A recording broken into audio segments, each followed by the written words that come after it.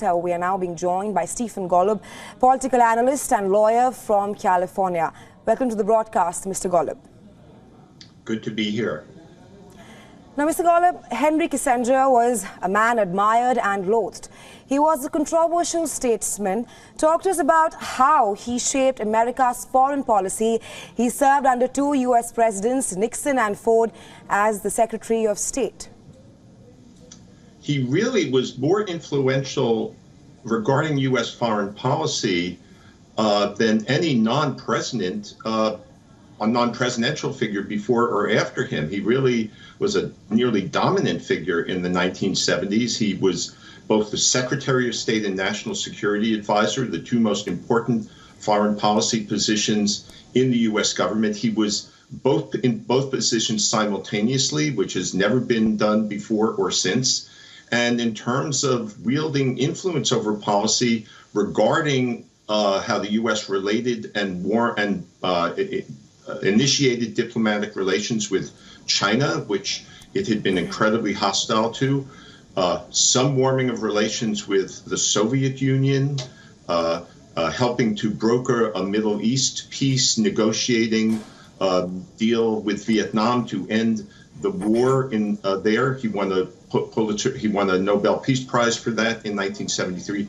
He was tremendously influential. Having said that, there were downsides to some of those endeavors, and his human rights record, or the kinds of human rights abuses he condoned or even encouraged through foreign policy in places like Chile, Argentina, Cambodia, were really egregious. Right, Mr. Golub, we speak of how he played a major role in Middle East peace negotiations, and his demise comes at a time when there's an ongoing war between Israel and the Hamas militants.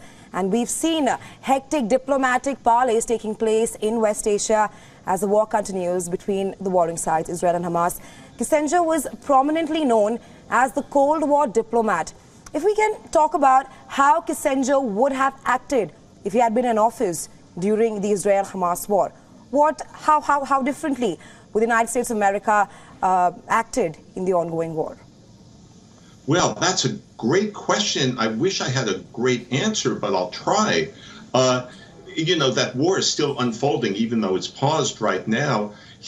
What I can say is he would have taken a very pragmatic view. And when I say pragmatic, I'm not using the word in a wholly positive sense. He was pretty much indifferent to human rights concerns regarding conflicts, regarding issues, regarding governments around the world. So the massive murders that Hamas committed against Israel and the attacks that Israel had been committing in Gaza would have been, and the human cost of that would have been matters that he really wouldn't have prioritized. It would have been what's in the U.S. interest in terms of the stability in the Middle East, serving our economic interests, serving our strategic interests. Now, in the process of that, he might have played a very constructive role in trying to negotiate some kind of deal or settlement in the region regarding the conflict that's going on now. But how it exactly would have played out, we can't yet say, except he would have taken a very pragmatic and non-human rights oriented perspective and approach. Just adding to that point you made there about how he would have played a pragmatic role in the ongoing war. In September this year, Kissinger gave some of his final remarks on the Israel-Hamas war, where he clearly said that the war could engulf the Arab world altogether.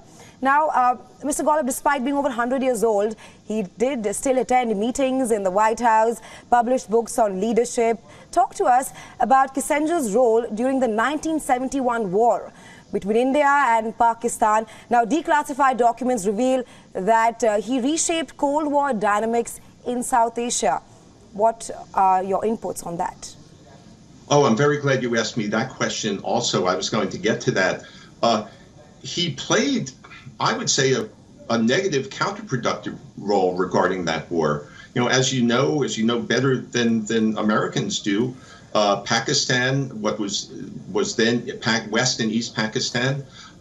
What is now the country of Pakistan, or West Pakistan, was brutally suppressing East Pakistan, committing, again, massive human rights violations that Kissinger was indifferent to, and he wanted to tilt U.S. foreign policy in favor of Pakistan against what is now Bangladesh, against India's, on balance, very positive role in bringing Pakistan's occupation of Bangladesh and human rights abuses and suppression of Bangladesh to an end. So he really played a negative role in two important regards in 1971. One, and in terms of ignoring the human rights dimension, the humanitarian dimension, and two, in terms of backing the loser as India emerged triumphant. Right, Mr. Golub. Now, talking about one of his biggest achievements, Kissinger's, it has been the instrumental role he played in bringing the Vietnam War to an end. Talk to us more on that.